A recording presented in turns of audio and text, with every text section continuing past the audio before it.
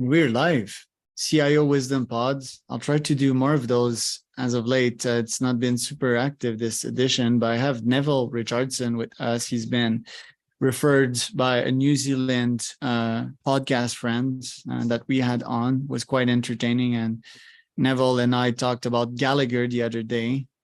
Gallagher is in animal management, which is why I wanted to have Neville on. It's a field that I don't often read about, even a business nerd like me. To my knowledge, I don't recall studying an animal management business, but it's quite interesting and it's quite essential to our society, right? It helps us produce foods and crops, and the whole ecosystem is somewhat dependent on that. So we're going to talk about that. We're also going to talk about, the topic that is quite popular nowadays, the emissions and the cleanliness of those technologies. So glad to get into it. Neville is also a university lecturer.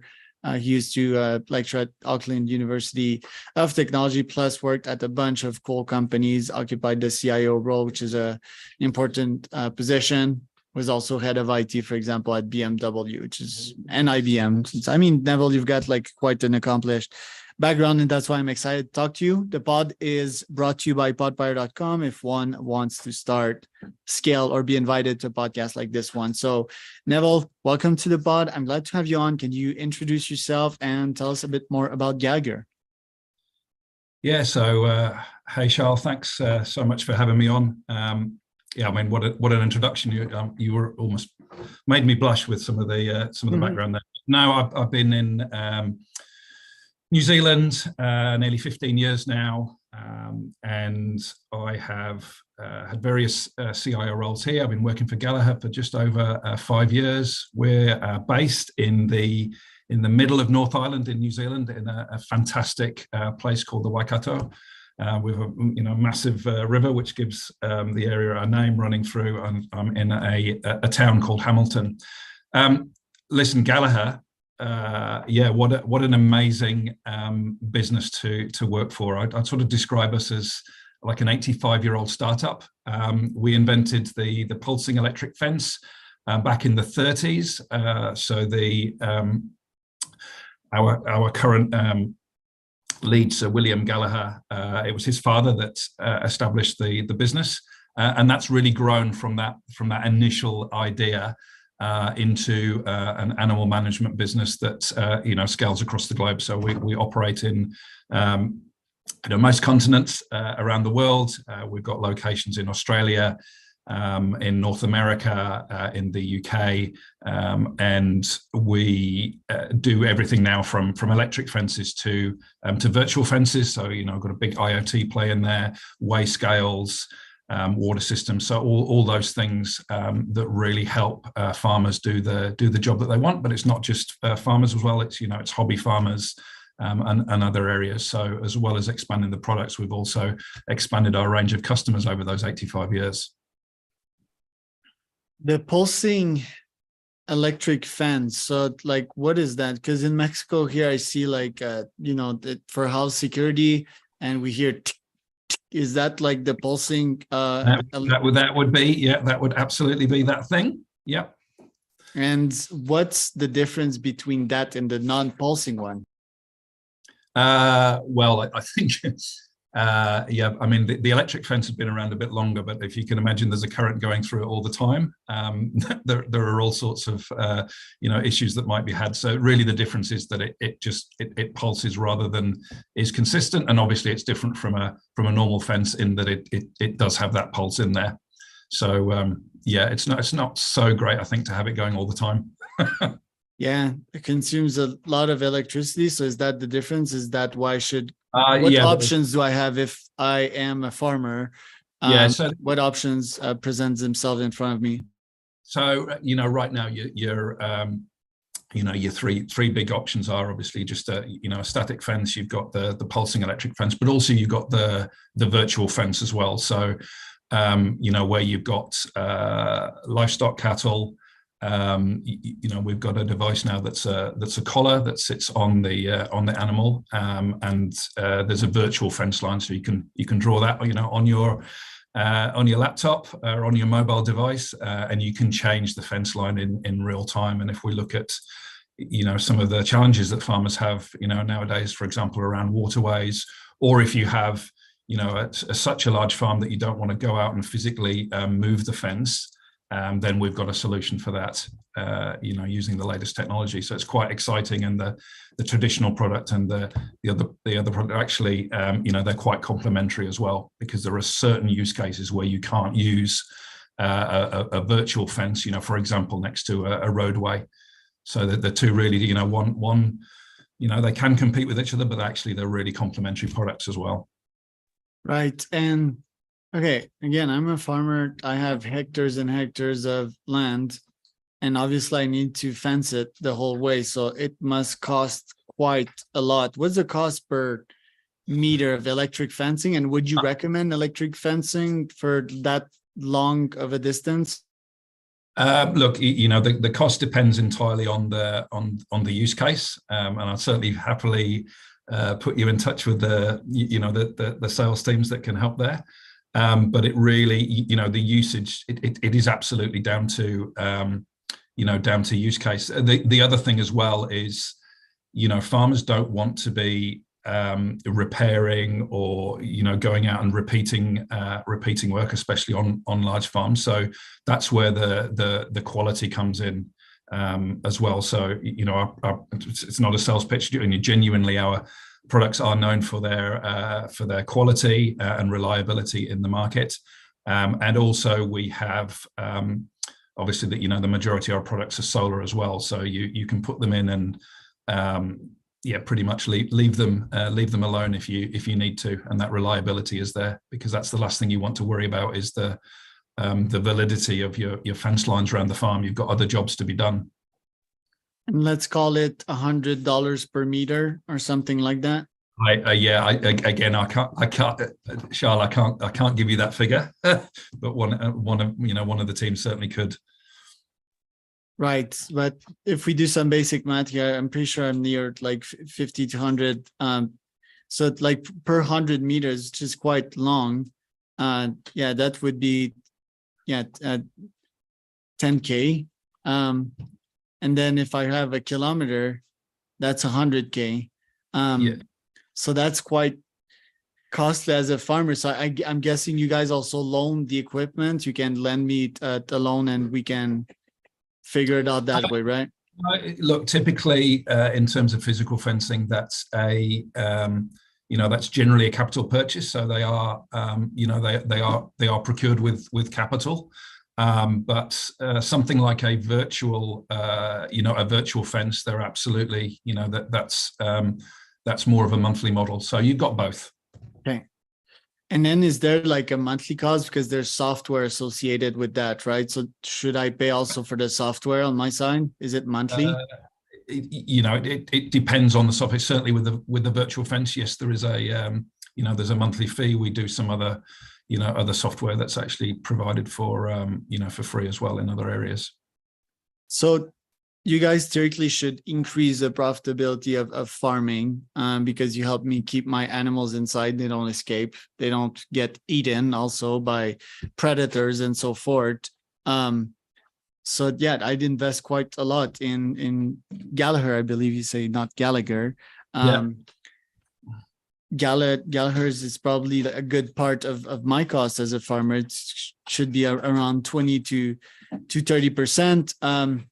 Is the farming business still a profitable one? Can I even scale farming? Can I start my farming empire? You could start your farming empire. Depends where you are in the world, and it's it can be quite a cyclical business. So here in New Zealand, a lot of farming success is based around the milk price. So we have a very large cooperative in New Zealand called Fonterra, and they are there for the benefit of farmers. They have a whole load of production facilities. So things like milk, it's not just milk. There's a whole load of products that can be made from that, and there is a global trading platform called Global Dairy Trade, where the price is set, and then Fonterra set the rates for their farmers, and sometimes that can be below the rate for farms to be profitable, and other times it's higher. So my message is it is very cyclic at the moment. We're in a down cycle at the moment, and times can be challenging for farmers. So the less time that they spend worrying about some things like fencing and all those jobs to be done, and the more time they can focus on jobs that add value, that's where we can really help. So milk, there's meat prices. You also do like, for example, for chickens, or it's only cattle? It's really only cattle and other products on farm, like for example, water meters, farm management systems, so the gates and all of those things in there, humane traps. There's quite a lot in our portfolio now, but yes, it's certainly from the fencing category, it's definitely the larger animals. And where in the world's the biggest opportunity for that? Not so long ago, I had an Indian agri-tech founder, and what he does, he sells terrains to farmers, makes it a no-brainer, kind of converts it into an employment sort of deal on that side. And then he has investors investing on the other side of the platform and getting returns as much as 13% ROI after 3 years, which is somewhat decent. It's definitely in the side of the portfolio of low risk and almost certain ROI. So India, and I was surprised, and I was like, I didn't know that agriculture could be that profitable. What parts of the world do you think is a good ROI to start my farm, for example? For your specific farm, my goodness, I'm not sure I could give you a proper data-driven answer to that question. Take a risk. I think look from New Zealand again. I think leave it a couple of years might be a good place. I look at, for us, the real opportunity as a business is we're in places all over the world. As I've said, we started in New Zealand, we grew into Australia, we're there in the US. The North American market is big potential for us. Both into, we've got potential there in terms of market share. And it's not just, you've talked about opening your own commercial farm, but what we're seeing as well is there's a lot more activity in the hobby farm basis. And I've got friends here who they work here at Gallagher, but they have a few hectares at home, and they will they keep a small amount of stock. We're seeing a lot of that hobby farming, as I've said, in North America. And the other places where we're trying to grow out, even where we've got good strong market share, like in Australia, we're trying to grow out with the amount of products. So, Charles, my advice to you would be start by being a hobby farmer and learn the skills, and you could quite happily do that in North America.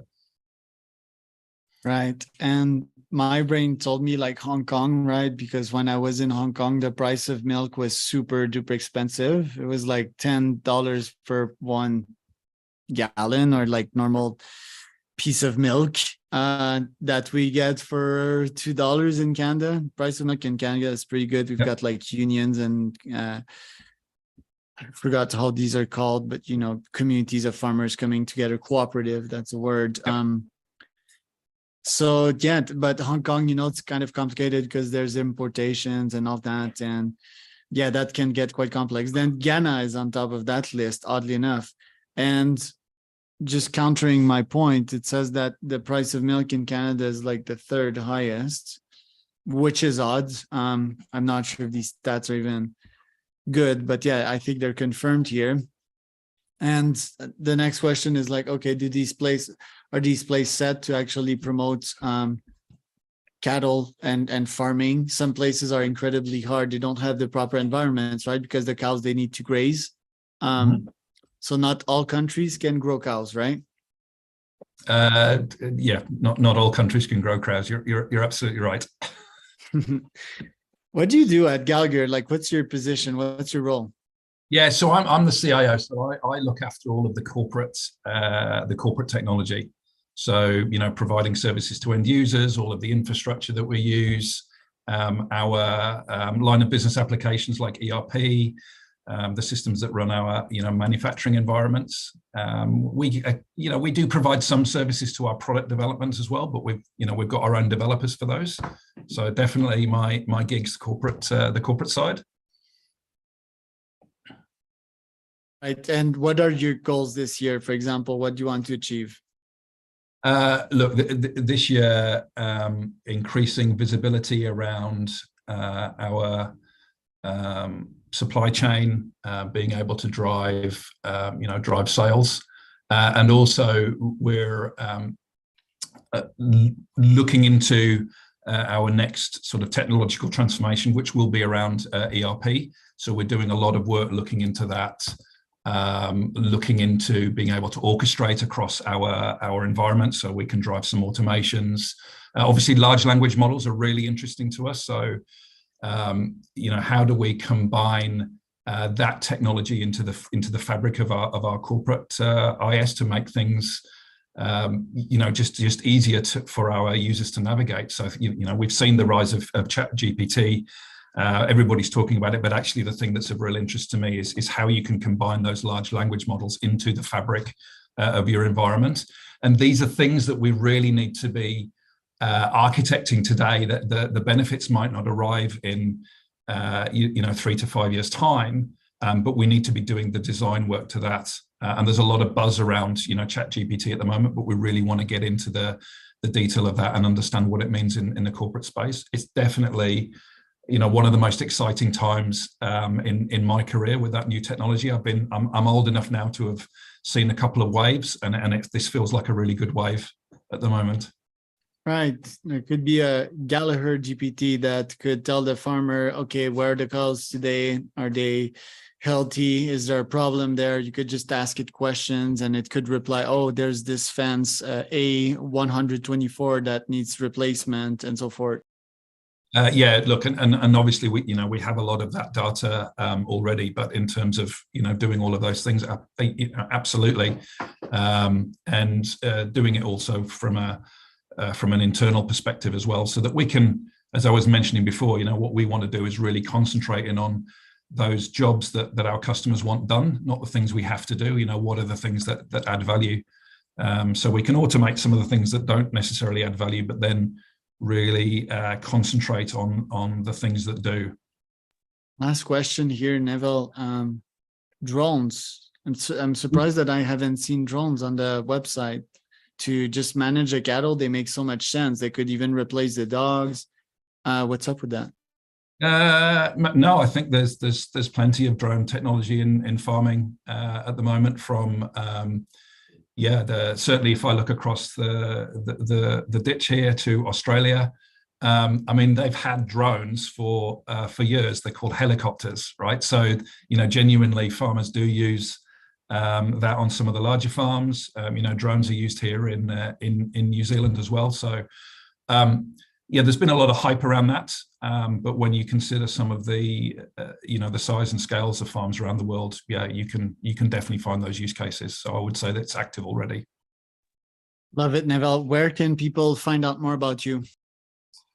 So you can check me up on LinkedIn. That's about the only place that I'm active from a social media point of view, and obviously Gallagher.com is our website. You can learn all about Gallagher from there. I'm Charles Cormier, host of the Wisdom Podcast. If you want to start, scale, or be invited